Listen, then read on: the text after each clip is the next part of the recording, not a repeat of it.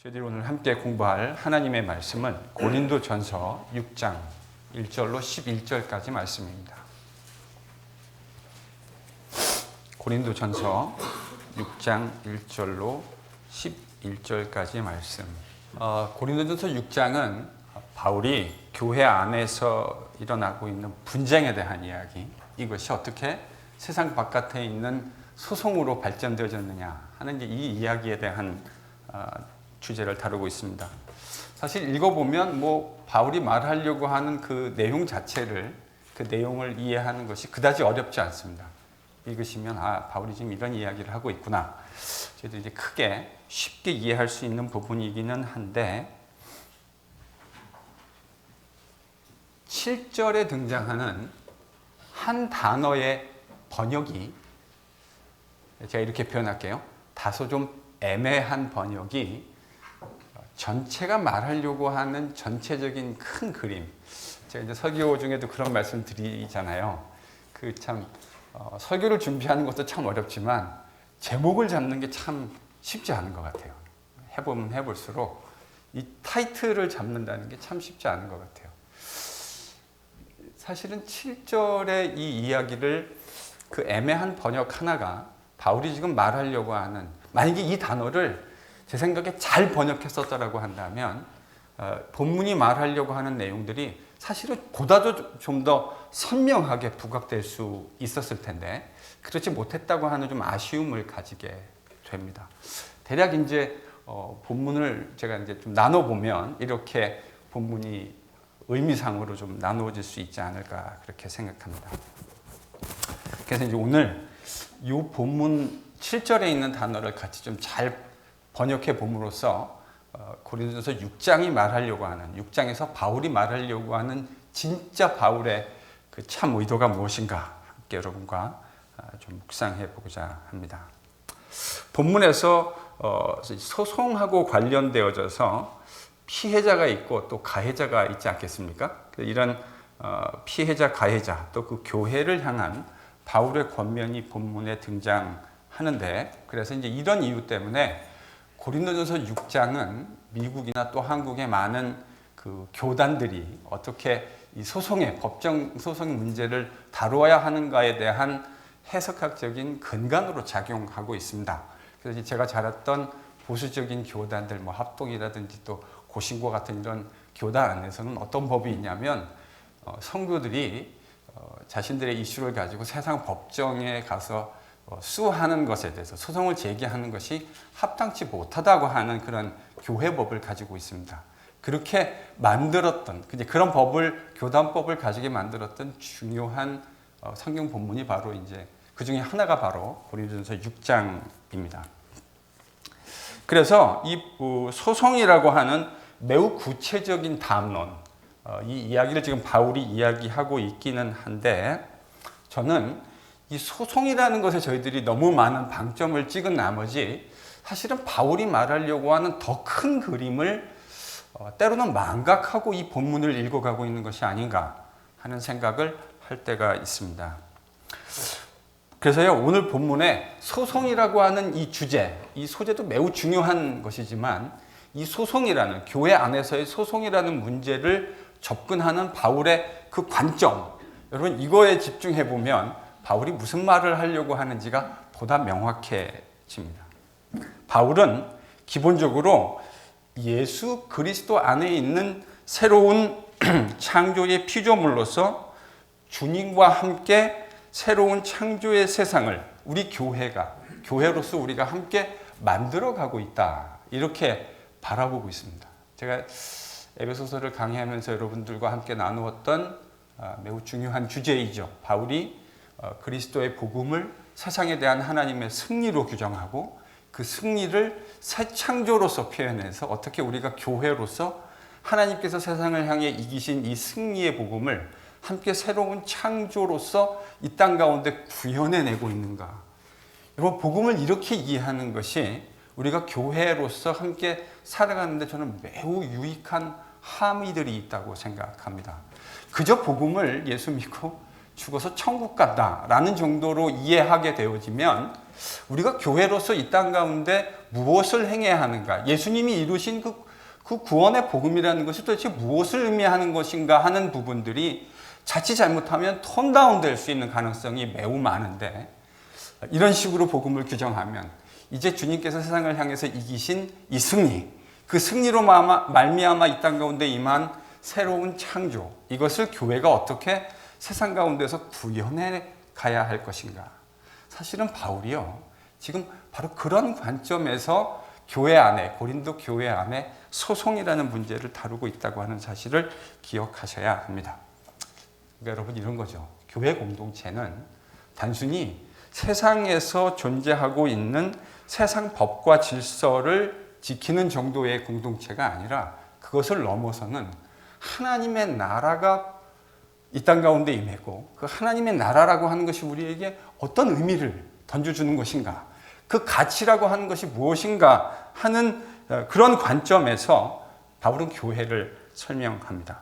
그래서 이 교회라고 하는 것은 그런 세상의 법과 질서를 넘어서는 하나님 나라의 질서를, 그리고 그 가치를 반영하는 공동체다. 바울이 지금 이 이야기를 본문에서 하려고 합니다. 이렇게 얘기하면 서울의 그 서초동에 있는 S교회라고 들어보셨죠? 제가 지금 S교회라고 했는데도 금방 알아차리시네요. 서초동에 S교회가 많지 않은 모양입니다.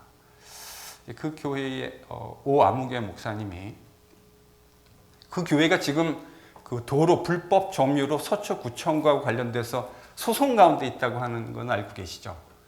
근데 이제 이 소송, 그러니까 세상 나라의 법에 지금 교회가 행한 일이 저촉이 되어서 그것 때문에 소송 가운데 있는데, 이 소송 가운데 있을 때 그 오아무개 목사가 한 이야기가 참 사람들을 아연실색하게 했습니다. 얘기가 내용이 이런 거죠. 내용짓은 이런 겁니다. 교회는 세상 법보다 위에 있기 때문에 우리는 세상 법에 의해서 그 판단받지 않는다. 정확한 표현이 무슨 표현인지 모르겠어요. 무슨 영적인 무슨 희한한 말을 본인이 하던데, 그러니까 교회에 통치되는 법이 영적인 무슨 법이 있는데, 그게 세상 법, 영적 제사법. 예. 제가 뭐 처음 들어보는 말이라 신기공도 별로 안 썼는데, 영적 제사법이 있는데 그게 세상에 있는 법보다 상위법이기 때문에 이 상위법에 의해서 이 하위법에, 세상에 있는 이런 저급한 법은 저촉받아도 상관없다라는 그런 취지로 이 이야기를 했어요. 문맥에서는. 바울도 사실은요, 센텐스만 놓고 보면, 스테이트먼트만 놓고 보면 매우 비슷한 이야기를 지금 하고 있습니다. 세상에 있는 법보다 더 높이 있는 영적인 법에 의해서 우리가 다스림을 받아야 할 것이 아니냐. 바울이 지금 이 이야기를 하거든요. 그런데 바울의 이 말은요, 그 아무개 목사가 얘기하는 것처럼 교회가 세상 법을 무시해도 좋다라는 식으로 이야기하는 것이 절대로 아닙니다. 그리고 그런 세상의 법이 필요 없다라고 얘기하고 있는 것도 아니에요. 바울은 세상에 있는 법을 존중하고 그 질서를 무시하려고 하는 말이 아닙니다.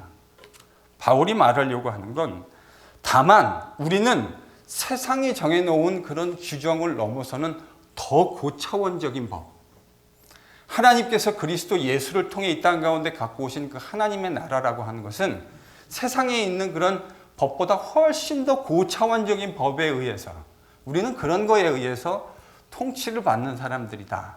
바울이 지금 이런 이야기를 하려고 하는 거죠. 그러니까 그 오아무개 목사가 말하려는 것과는 정반대로 지금 이야기하고 있는 것입니다.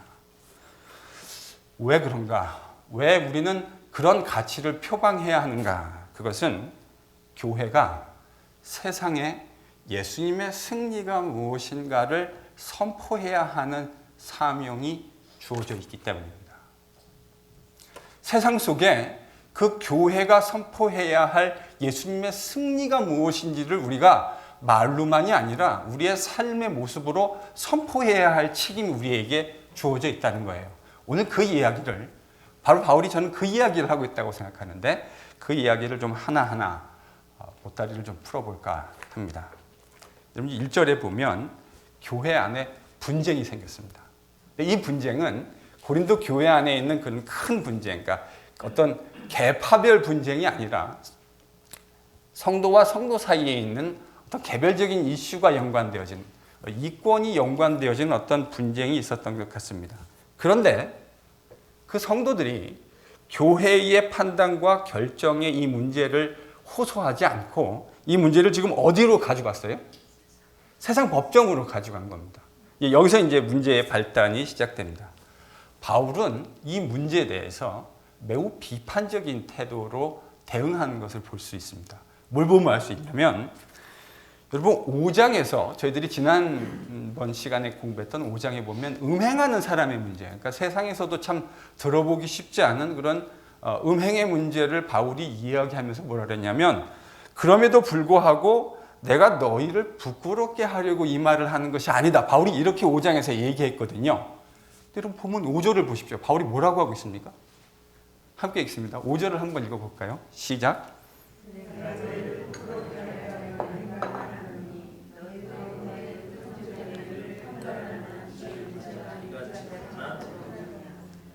5장에서는요. 음행하는 형제들의 문제를 얘기하면서도 바울이 뭐라 했냐면 내가 너희들을 부끄럽게 하려고 하는 것은 아니다. 이렇게 표현했다고요. 근데 오늘 본문 5절에 바울이 뭐라 그런다고요? 내가 너희들을 좀 부끄럽게 하려고 한다. 부끄럽게 하려고 이걸 썼다. 바로 지금 이렇게 표현하고 있다고. 그러니까 바울이 지금 이 사안에 대해서 아니 뭐 소송을 제기할 수도 있는 거지, 뭐 소송을 해서 성도들의 시시비비를 가릴 수도 있는 거지 이렇게 생각할 수 있는 여지들이 분명히 우리에게 있는데 바울이 왜 이렇게 강한 표현을 사용하고 있는 것일까? 5장에서는 심지어 음행한 사람에게 대해서 너희를 부끄럽게 하려고 쓴 것이 아니다 이렇게 바울이 얘기했는데 바로 한 장 뒤에 이 소송 문제에 대해서는 바울에도 대놓고 이렇게 얘기하겠다고. 내가 너희들을 부끄럽게 하려고 이렇게 썼다. 일단 이제 이 문제에 좀 들어가기에 앞서서 여러분 1절에 보면 이런 표현이 있죠. 불의한 자들 앞에서. 1절을 보시면 불의한 자들 앞에서 이런 표현이 등장합니다. 일단 여기서 불의한 자들이라는 말이 뭐를 의미할까요? 이 불의한 자들이 뭐를 의미하는지를 좀 잘 이해하시려면 이게 뭐와 대꾸를 이루고 있는가를 보시면 사실은 이 불의한 자들이라는 말의 의미가 조금은 더 명확해집니다. 뭐와 대꾸를 이루고 있죠? 성도들이요. 그러니까 내가 성도들 앞에서가 아니라 너희들이 이것을 불의한 자들 앞에서 다루는 것에 대해서 바울이 지금 불편함을 표현하고 있어요. 그래서 여기서 불의한 자들이라고 하는 것은 성도들과 대꾸가 되어서 그 반대에 있는, 그러니까 성도가 아닌 사람들을 바울이 지금 일컫고 있는 말입니다. 바울이 2절과 4절을 보면 왜 세상 법정에서 소송을 제기하는 것이 어리석은 것인가 하는 그 이유를 두 가지로 이야기해 주고 있습니다. 첫 번째는 2절입니다. 여러분 2절을 한번 같이 읽어보겠습니다. 시작.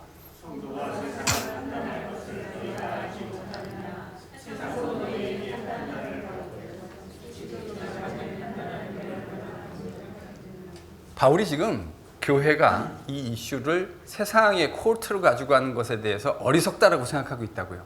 근데 그 첫 번째 이유가 뭐냐면 바울이 뭐라 그러죠 지금요?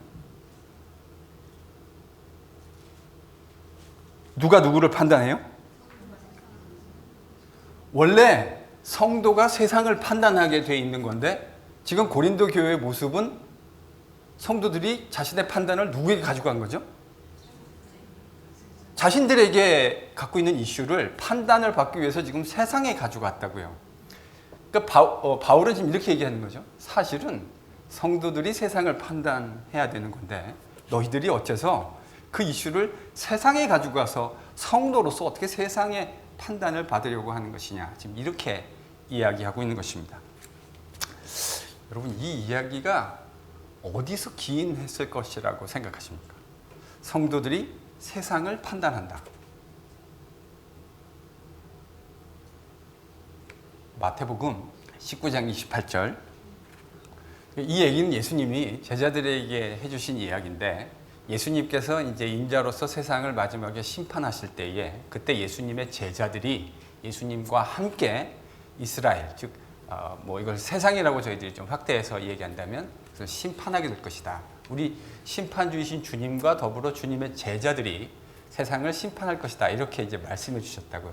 바울이 이야기하는 포인트는 아마 예수님의 이 말씀을 염두에 둔 것이다. 저는 그렇게 생각합니다. 그러니까 우리가 세상을 심판해야 될 사람들인데 주님과 더불어 지금 너희들이 그 심판해야 될 이슈를 누구에게 가져갔다고요? 세상에게.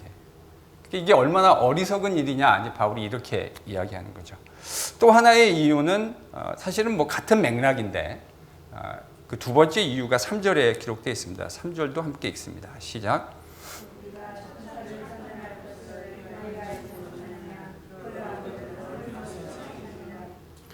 여러분, 유대인들의 그 세계관 속에 그 천사, 특별히 타락한 천사에 대한 관점들이 있죠. 그러니까 원래 하나님이 성경에 아주 구체적으로 이 이야기를 다 다루어주고 있지는 않지만, 아주 디스크립티브하게 서술적으로 이 이야기를 해주고 있지는 않지만, 성경이 묘사하고 있는 유대인들 생각에 세계관이 어떤 거냐면, 하나님이 만드신 천사들이 하나님께 반역을 해서 그 반역한 무리들이 악한 영들이 되었다. 그래서 이제 하나님께서 마지막에 세상을 심판하실 때 사람들만 심판하시는 것이 아니라 그 악한 천사들까지도 하나님이 심판하실 것이다 라고 하는 사고가 성경을 통해서 유대인들의 사고 속에 형성되었습니다. 바울이 지금 그 얘기를 하는 거예요. 너희들이 세상만 심판하는 것이 아니라 우리가 그런 하나님께 반역한 자들인 악한 천사들에 대해서도 심판하게 될 텐데, 너희들이 그런 심판을 해야 될 사람들인데 어떻게 그런 문제를 가지고 세상 법정에 가서 그것을 소송을 제기할 수 있느냐. 바울이 지금 이렇게 이야기하는 겁니다. 그래서 바울은 이러한 교회 안에 있는 사소한 문제마저도 다루지 못하고 도리어 영적으로 보잘것없는 세상에 있는 코르트에 가서 그것을 판단받겠다고 하는 것이 그런 고린도 교회의 성도들의 생각이 얼마나 어리석은 것인가 하는 이야기를 하고 있습니다. 5절과 6절에 보면 바울이 그러한 고린도 교회 교인들을 향해서 다소 냉소적인 언어를 사용하면서 그들을 비판하고 있는 것을 보게 됩니다. 바울이요, 좀 시니컬한 언어를 사용하고 있는 것 같아요. 왜 바울이 이런 시니컬 언어를 사용하고 있을까? 저는 그 이유 중에 하나가 아마 이런 것과 연관되어져 있을 거라고 생각합니다. 지금 저희들이 고린도전서를 같이 공부해오는 과정 속에서 고린도 교회 교인들이 가지고 있는 프라이드 중에 하나가 뭐였죠? 자신들이 지혜 있는 사람들이라고 생각했던 거예요. 자기들이 지혜가 있다. 우리는 위스덤을 가지고 있다. 그래서 세상으로부터 판단받지 않는다. 이런 생각들을 가지고 있었거든요. 그런데 지금 그런 지혜가 있는 고린도 교회 성도들이 자신들 안에 있는, 형제들 사이에 있는 그런 자그마한 이슈 하나도 해결해낼 수 있는 지혜가 없는 거죠. 여러분, 저희들이 그런 거를 경험할 때가 있잖아요. 이 자신들이 뭐가 있다고 하는 그 프라이드를 막 이야기하는 사람들을 볼 때가 있는데, 정작 가만히 봤더니 지혜가 있다, 뭘 가지고 있다, 그런 프라이드를 이야기했는데, 정작 자기들 안에 있는 이 자그마한 사소한 문제 하나마저도 해결해낼 수 있는 지혜가 지금 누구한테 없는 거예요? 고린도 교회 성도들에게 없는 거예요. 이름이 중요한 게 아니고, 내가 뭘 가지고 있느냐가 중요한 게 아니고, 그것을 다루어낼 수 있는 실력이 있느냐가 결국은 핵심 아니겠습니까? 고린도 교회는 지혜가 있다고 자랑했는데, 우리는 그런 지혜를 가지고 있어서 세상으로부터 판단받지 않는다라고 아주 한껏 프라이드 있게 이야기했는데, 지금 교회 안에 일어나고 있는 바울이 보기에 그렇게 큰 문제가 아니라고 생각하는 문제인데, 그거 하나 해결할 수 있는 능력이 그들에게 없는 겁니다. 자신들은 성령으로 충만해서 수많은 은사들을 가지고 있고 많은 지혜로 충만하다고 자랑은 했는데, 실상은 자신들 안에 있는 이 사소한 문제, 그 문제마저도 해결해낼 수 있는 능력이 그들에게 없었던 겁니다. 그래서 바울이 아주 좀 시니컬한 어조로 지금 비판하고 있는 거예요. 니들이 좀 이런 거죠. 좀 이런 표현 아닐까요? 부끄러운 줄 좀 알아라. 지금 너희들의 행위가 얼마나 부끄러운 것이, 너희들이 말하고 있는 내용과 대조해 봤을 때 이게 얼마나 부끄러운 일이냐. 바울이 저는 그런 이야기를 하고 있는 것 같습니다. 그들의 자랑과는 딴판으로 실상은 그들은 자신들 안에 있는 작은 사건 하나도 스스로 감당해낼 수 있는 수준에 이르지 못했다고 하는 것을 그들이 스스로 그들의 행위를 통해서 증명한 셈입니다. 그러니까요, 바울이 지금 세상 법정의 무효성을 주장하는 것이 아닙니다. 그렇게 이해하시는 건 이 본문을 곡해하시는 거예요. 도리어 고린도 교회의 문제가 얼마든지 교회 안에 있는 형제들을 통해서 또 그 안에 있는 지도자들을 통해서 얼마든지 형제들 사이에서 해결할 수 있는 문제인데 그것을 해결하지 못하고 있는 것에 대한 안타까움, 또 그런 바울의 고린도 교회를 향한 바울의 질책이 이 본문 안에 등장하고 있는 거죠. 저는 여기서 바울의 논리가 이런 거라고 생각합니다. 사실 교회라고 하는 것은 아까 제가 큰 그림에서 말씀드렸듯이 교회라고 하는 것은 지금 깨어지고 부서지고 부족한 세상에 대한 하나님의 참다운 대안이어야 하는 것 아닙니까? 그렇잖아요. 하나님이 예수님을 통해서 세상에 승리하신 복음, 그래서 그 승리 때문에 이 땅에 하나님의 나라가 왔고 그 하나님의 나라가 이 땅에 왔기 때문에 이 땅에 세워진 것이 무엇입니까?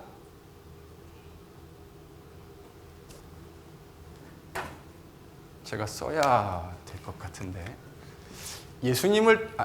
하나님이 예수님을 통해서 세상에 대해서 승리하셨습니다. 그래서 그 승리의 복음을 우리는 하나님 나라의 복음이라고 불러요. 그 하나님 나라가 이 땅 가운데 이미 임했기 때문에 이 땅 가운데 존재하게 되어진 인스티튜션이 하나 있습니다. 그게 뭐죠? 교회입니다. 그러니까 엄밀한 의미에서 하나님의 나라와 교회는 동일한 것은 아닙니다. 하나님의 나라가 임했기 때문에 교회가 이 땅 가운데 존재하게 되어진 거죠. 그러니까 하나님 나라와 교회가 동일하지는 않아요. 그러니까 교회라고 하는 것은 하나님 나라의 복음, 즉 그리스도 예수 안에서 하나님이 세상에 대해서 승리하신 그 승리가 무엇인지, 세상이 지금 어디가 깨어져 있는지, 무엇을 회복해야 되는지를 세상은 뭘 보면서 깨달을 수 있어야 합니까?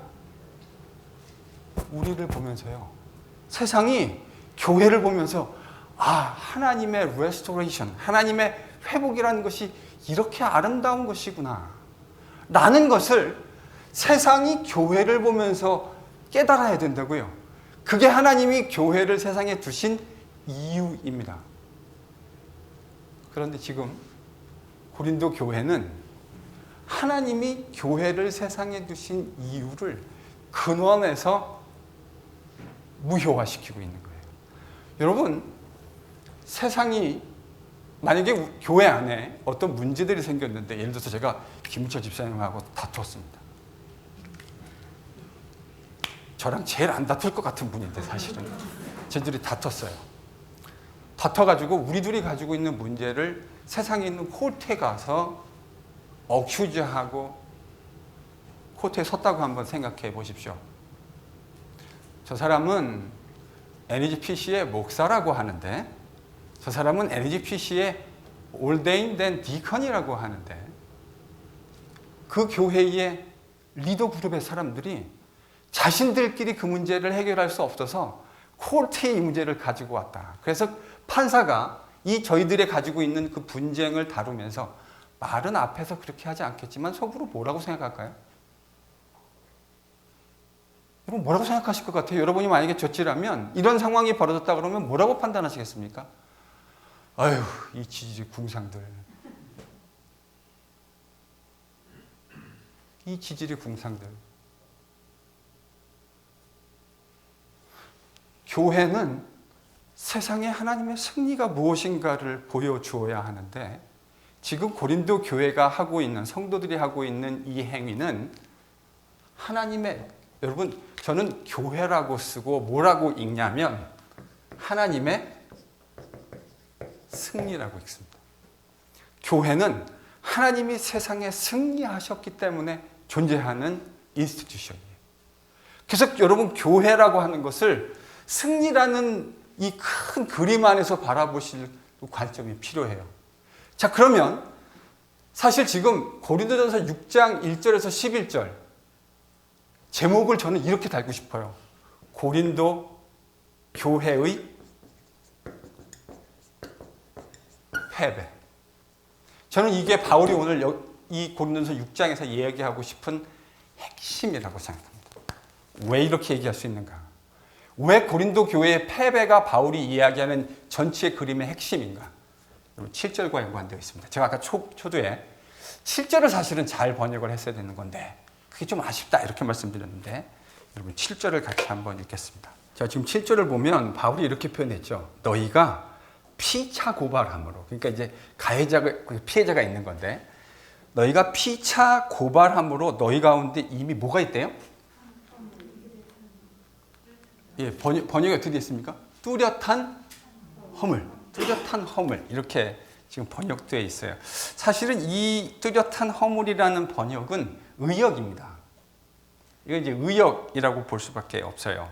바울이 쓴 단어는 홀로스 헤테마라는 말입니다. 홀로스라는 것은 전적인, 완벽한 뭐 이런 이제 의미고요.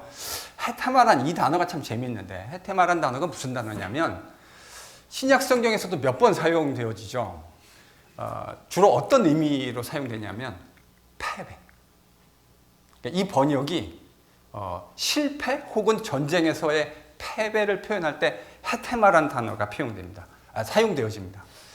실제로 신약 성경이 아닌 구약 성경, 그러니까 구약 성경을 헬라말로 번역한 72경 성경에 이 헤테마라는 표현이 참 많이 등장하거든요.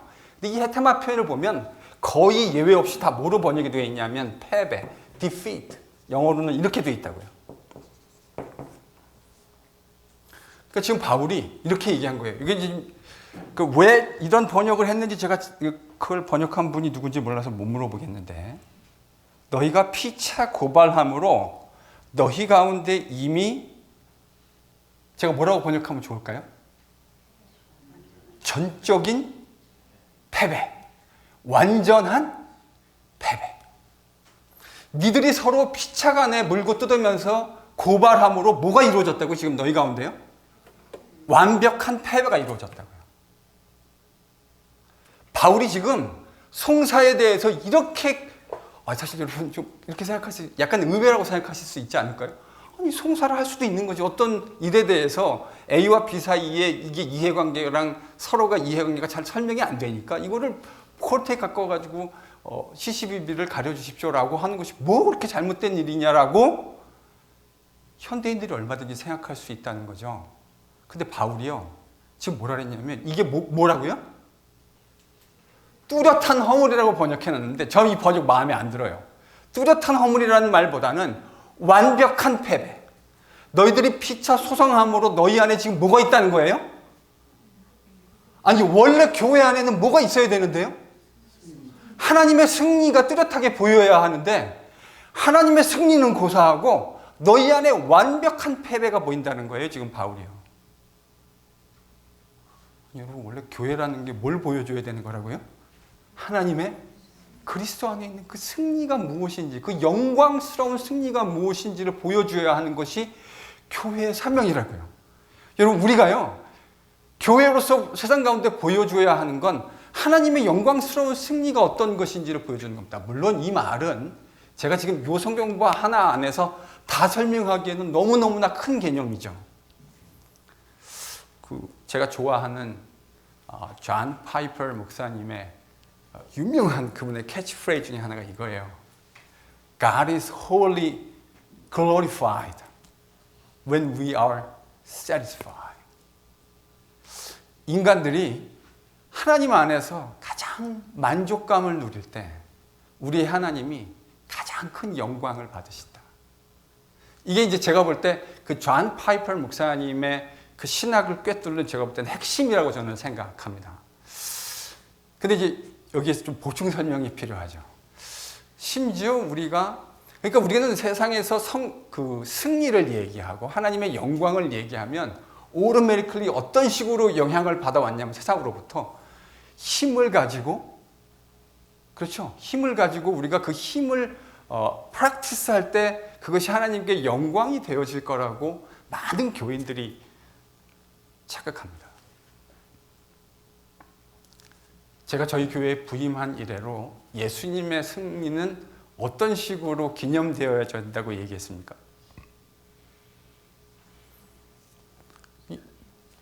제가 오늘날의 교회를 향한 이강택 목사의 건설적인 비판입니다. 건설적인. 그러니까 디스트럭티브한 크리스티즘이 아니라 우리가 건강한 교회를, 예수님이 하나님 나라의 승리를 이 땅에 가져오셨는데 이것을 구현해내는 방법이 뭐냐면, 여러분 예수님의 승리를 한번 잘 묵상해 보세요. 예수님은 힘이 없는 분이 아니셨습니다. 겟세마네에서 자신을 붙들러 오는 그 성전 경비병과 로마 병사들을 향해서 예수님이 제자들에게 뭐라 그러셨습니까? 칼을 딱 빼들었던 베드로, 예수님 뭐라 그러셨죠? 내가 힘이 없어가지고 지금 이렇게 잡혀가는 거 아니다. 내가 아버지께 구하면 10병이 되는 천사, 이 군사들을 보내서 하나님이 나를 지켜주시지 못하는 것이 아니다. 예수님이 처참하게 그들에게 붙잡혀서 십자가형이라고 하는 그 당시 가장 처참한 방법으로 돌아가신 것이 하나님이 세상에 대해서 승리하신 방법이었습니다. 제가 에베소서 3장을 여러분과 묵상할 때 이 이야기를 누차 강조해서 이야기했어요. 오늘날 교회가 왜 세상 가운데 능력 있는 모습으로 나타나지 않는가? 왜냐하면 주님이 세상에 대해서 승리하신 모습에 교회가 익숙하지 않기 때문입니다.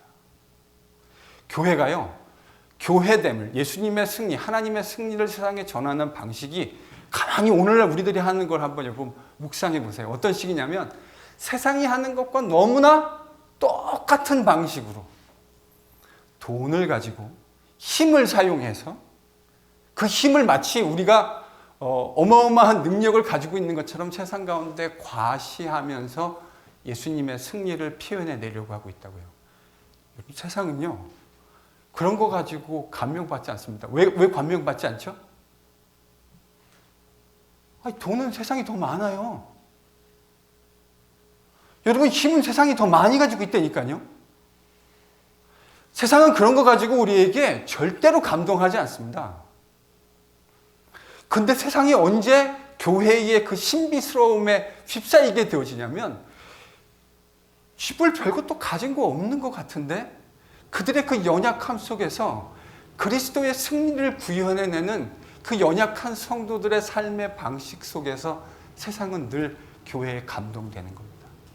여기에 교회가 세상을 이기는 승리의 비결이 있는 거예요. 그런데 지금 이 고린도 교회에 있는 성도들은 지금 어떻게 하고 있는 거냐면, 그 조그마한 이권이 뭐가 걸려있는지 정확하게 알지 못하겠어요. 바울이 그걸 표현해 주지 않았어요. 그런데 바울이 말하려고 하는 행간을 읽어보면 이 문제는 그리 어렵지 않게 그들 사이에서 해결될 수 있는 그런 문제였어요. 바울이 지금 7절에서 피해자인 사람한테 뭐라고 얘기하는지 보이십니까? 좀 7절 다시 한번 읽어보십시오. 그걸요, 뚜렷한 허물이라고 번역하지 말고 너희 가운데 완벽한 패배가 있느니라, 이렇게 번역하시면서 한번 읽어보시겠습니다. 시작.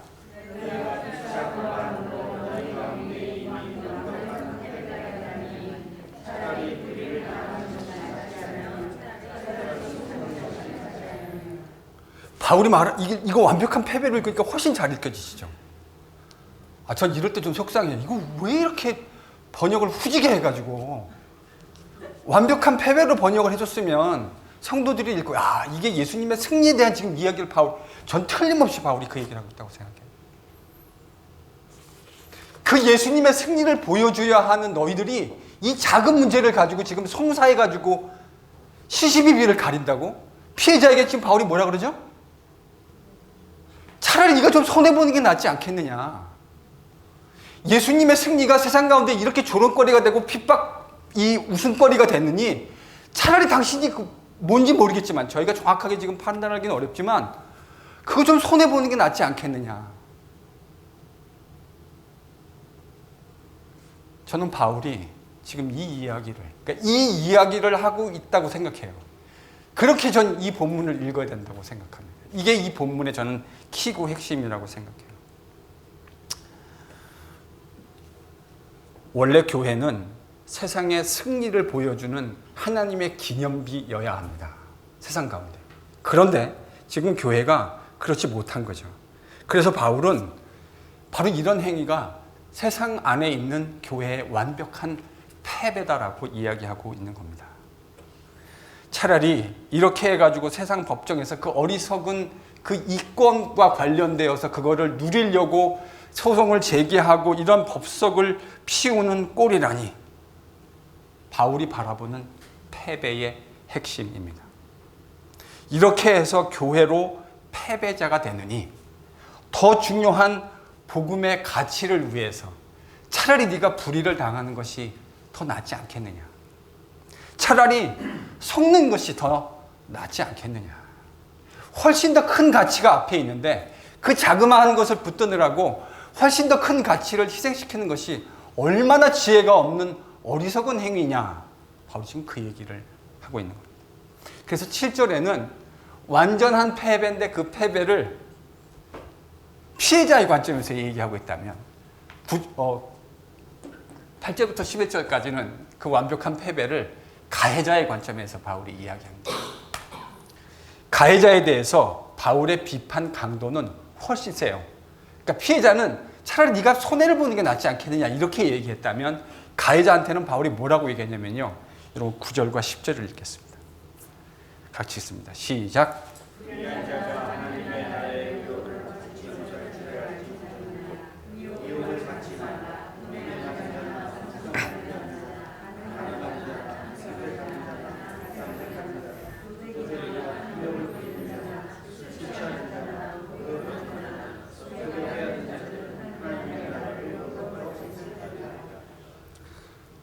지금 바울이 여러 개의 리스트들을, 그러니까 우리가 흔히 세상에서 죄라고 생각하는 리스트를 쫙 리스트업을 하고 있습니다. 그리고 그 리스트에 해당하는 사람은 뭐를 받지 못한대요? 하나님의 나라를 유업으로 받지 못한다. 여러분 놀랍지 않습니까? 거기에 여러분 해당되는 것이 조금 있지 않으세요?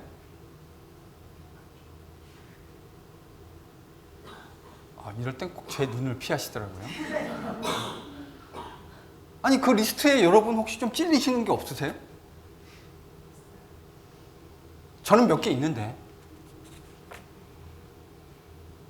그럼 우리 이제 하나님 나라 유업으로 못 받는 거네요. 큰일 났습니다. 어떡하면 좋습니까 이거?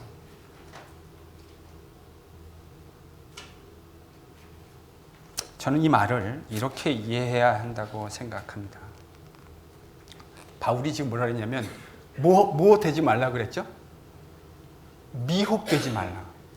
그러니까 이 말은 이런 바울이 이야기하는 이 이야기와 다른 이야기를 하는 사람들이 있다는 얘기잖아요. 아니 그러니까 미혹이 되죠. 그런 얘기를 하는 사람이 없다면 미혹될 게 뭐가 있겠습니까? 그러니까 이런 것을 하고도 뭘 받을 수 있다고 생각하는 사람들이 있다는 거죠.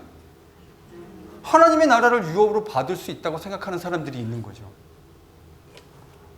여러분 이거 심각한 문제입니다.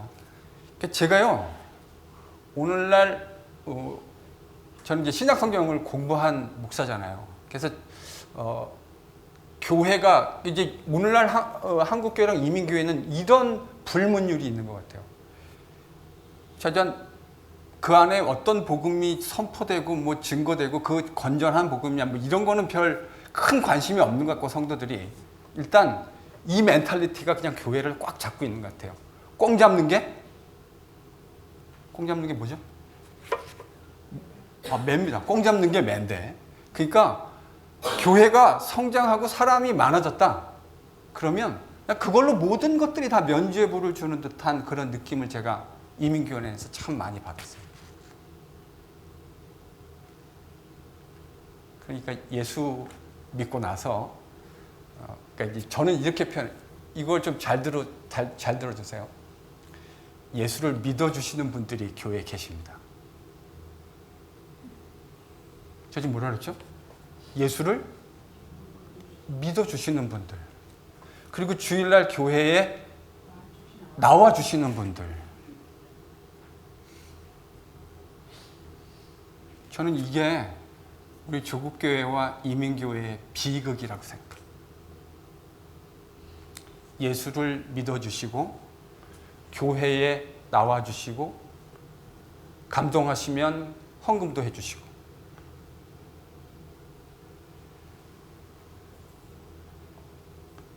우리가 믿는 주님과 복음은 그 정도의 것입니까? 진짜 그 정도입니까?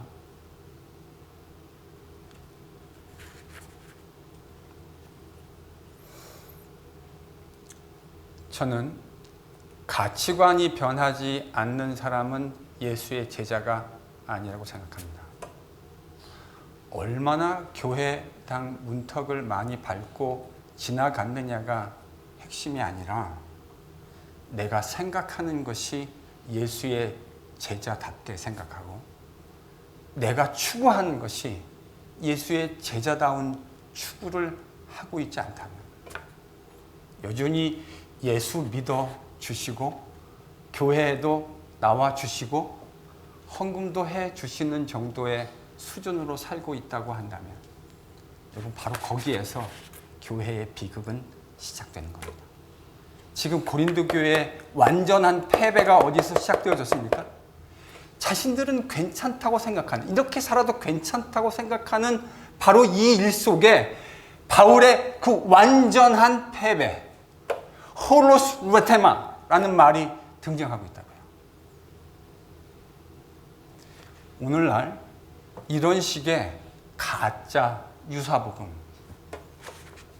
예수도 믿어주시고 교회도 때때로 방문해 주시고 헌금도 해주시는 이런 일들 때문에 이런 사고방식을 하면서 나는 여전히 예수를 잘 믿고 있다고 생각하는, 그리고 그렇게 가르치고 성도들이 예수의 제자로 살고 있지 않은데에도 전혀 불편함을 느끼지 않는 목사들,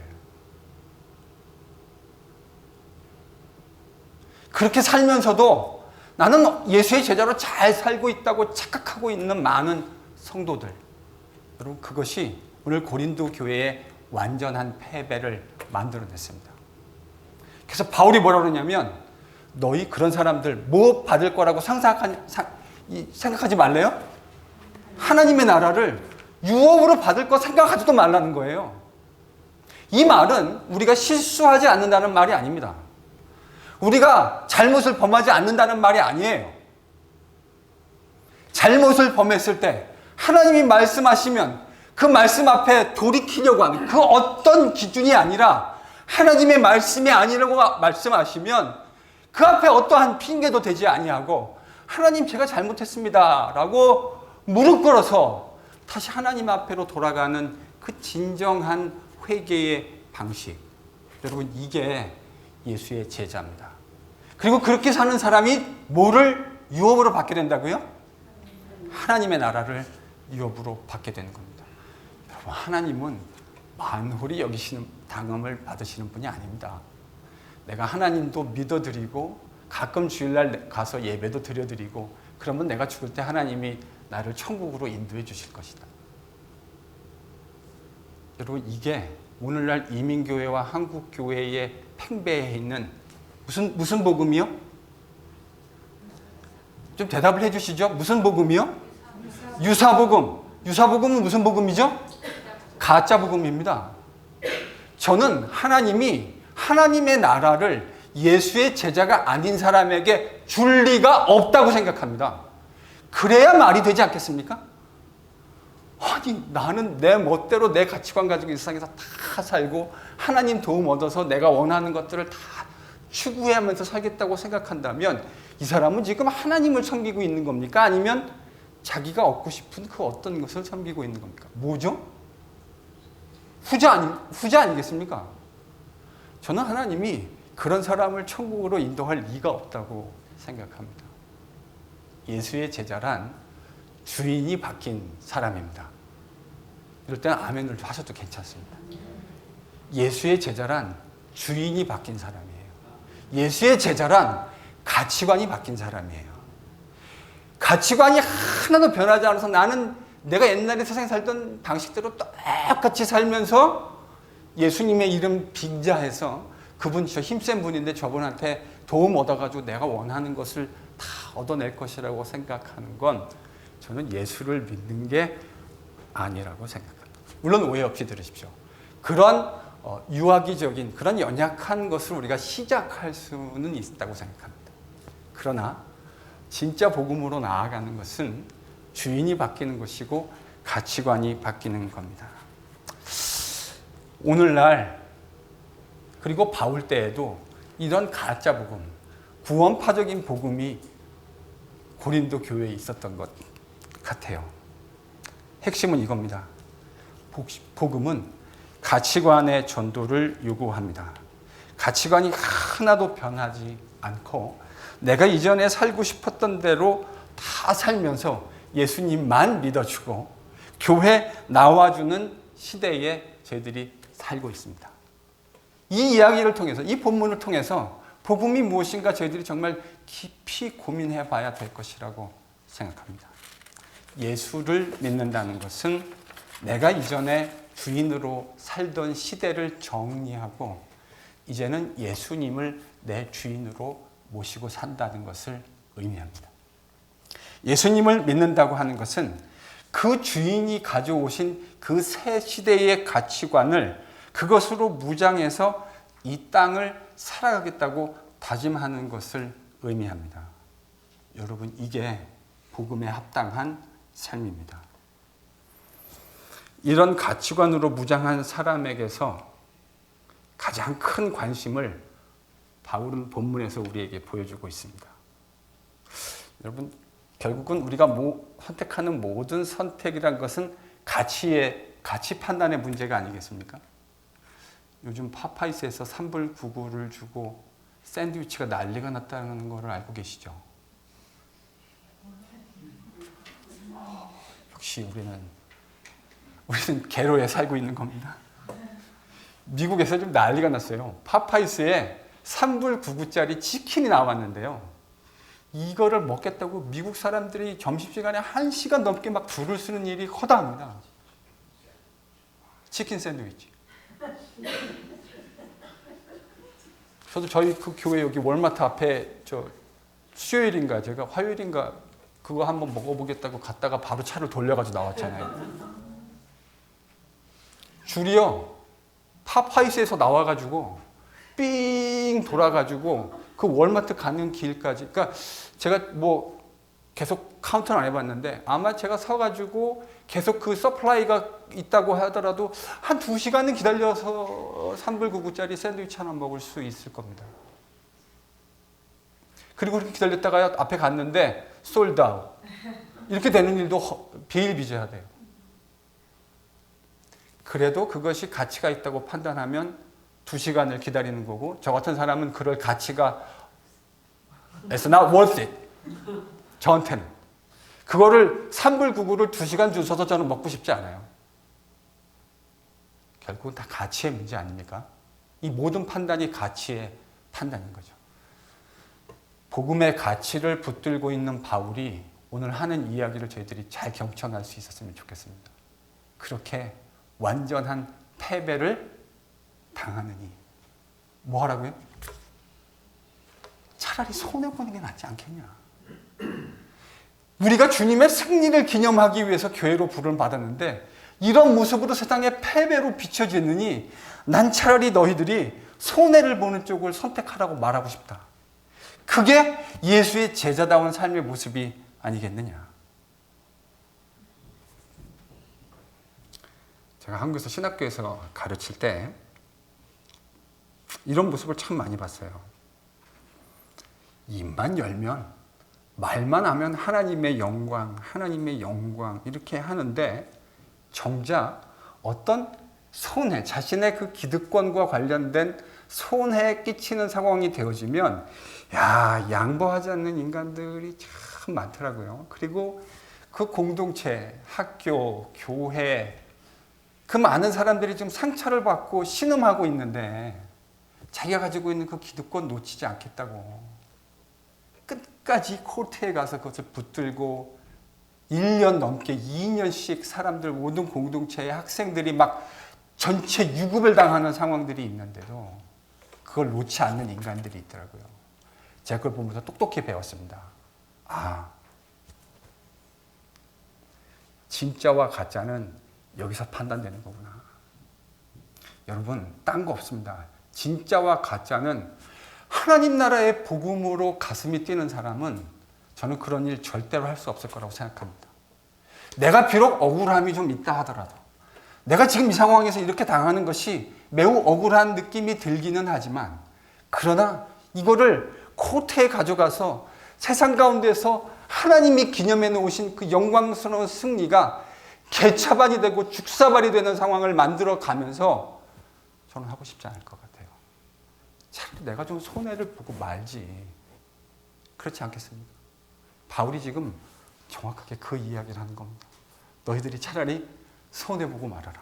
그리고 그렇게 가해자에게 나쁜 짓을 하면서 나는 하나님의 백성이라고 생각하고 착각하는 사람들에게 너희들이 하나님의 나라를 유업으로 받을 것이라고 생각하느냐? 꿈도 꾸지 마라.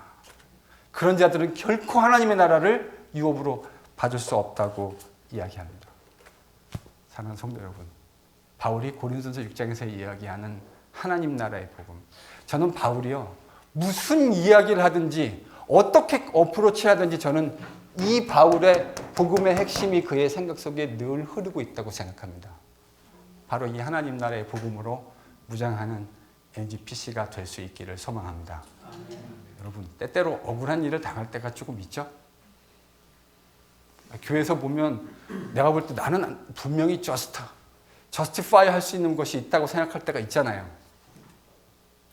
그래서 내가 얼마나 의로운지 내가 이참에 한번 보여주겠다고 마음속에 이렇게 막 뭐가 이렇게 용암 같은 것이 끓어오르는 느낌을 받을 때가 있잖아요. 그런 걸로 끌지 마십시오.